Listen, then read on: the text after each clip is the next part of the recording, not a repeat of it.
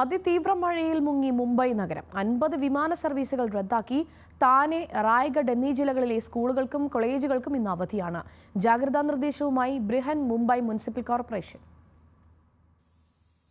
കനത്ത മഴ മുന്നറിയിപ്പിനെ തുടർന്ന് മുംബൈയിലെ എല്ലാ സ്കൂളുകൾക്കും ഇന്ന് അവധി പ്രഖ്യാപിച്ച് ബ്രഹൻ മുംബൈ മുനിസിപ്പൽ കോർപ്പറേഷൻ.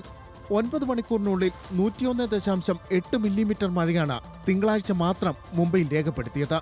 ഞായറാഴ്ച വൈകുന്നേരത്തെ കനത്ത മഴയിൽ റായ്ഗഡ് കോട്ടയിൽ കുടുങ്ങിയ 500ഓളം ട്രക്കർമാരെ തിരികെ എത്തിച്ചു.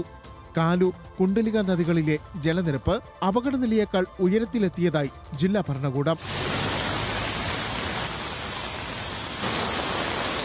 തുടർച്ചയായി പെയ്യുന്ന മഴയെ തുടർന്ന് വിവിധ സ്ഥലങ്ങളിൽ വെള്ളം കെട്ടിനിൽക്കുന്നതിനാൽ CSMD താനേക്കിടയിലുള്ള പ്രധാന ലൈൻ ഡൌണിലും അബ്ഫാസ് ലൈനിലും ട്രെയിൻ സർവീസുകൾ നിർത്തിവച്ചതായി സെൻട്രൽ റെയിൽവേ അറിയിച്ചു.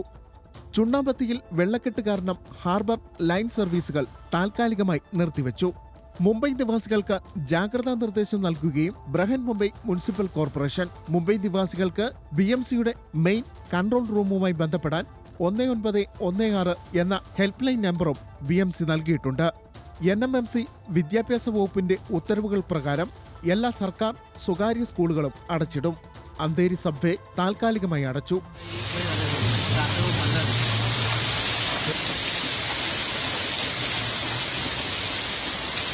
ഇന്നലെ മുംബൈയിൽ 50 വിമാനങ്ങൾ റദ്ദാക്കുകയും നിരവധി വിമാനങ്ങൾ വഴിതിരിച്ചു വിടുകയും ചെയ്തതായി മുംബൈ അന്താരാഷ്ട്ര വിമാനത്താവളം അറിയിച്ചു. പൂനെയിലും സത്താറയിലും RMC റെഡ് അലർട്ട് പ്രഖ്യാപിച്ചിട്ടുണ്ട്.